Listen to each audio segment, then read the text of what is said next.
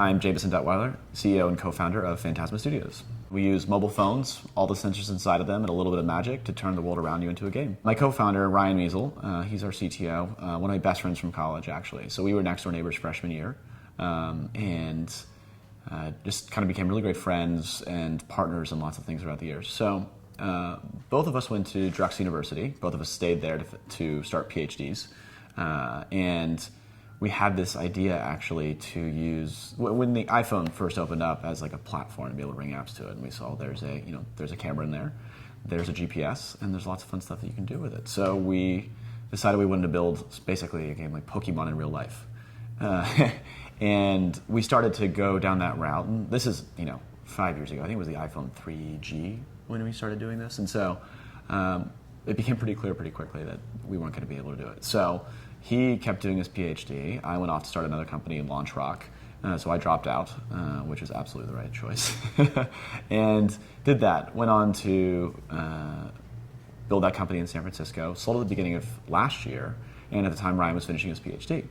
Came back to me and said, I think it's the right time to do this. And we started looking around. And we saw some of the trends that were kind of happening. And we started playing with the hardware. And we said, okay, we can do this. We can actually bring augmented reality to phones and build this type of game.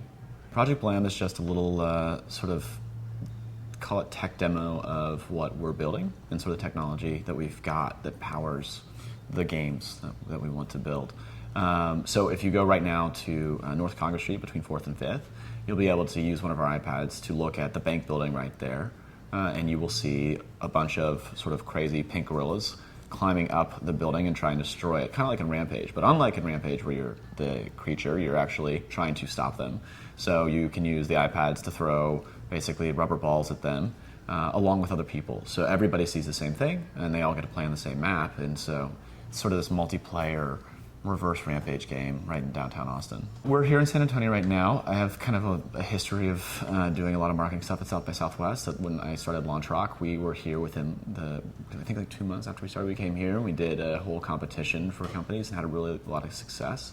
But it was just really, a small thing that we're doing, get a lot of feedback from people on the street, and it's as much, a learning experience for us as it is sort of a marketing thing. I'd say that the big thing for us is that we, are as exciting as like virtual reality is, we aren't super excited about a future that has, kids putting on goggles like on a regular basis.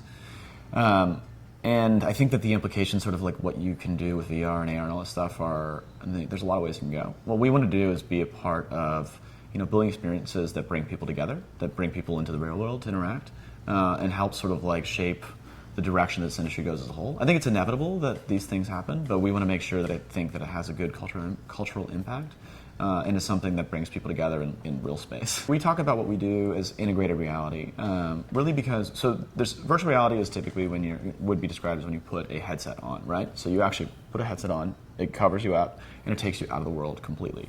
Augmented reality is sort of where you're actually putting on a display of some sort, but you actually are still in the real world, right? So I will have, Google Glass is a very basic sort of augmented reality experience, but it's not very sophisticated, so you can't do much with it.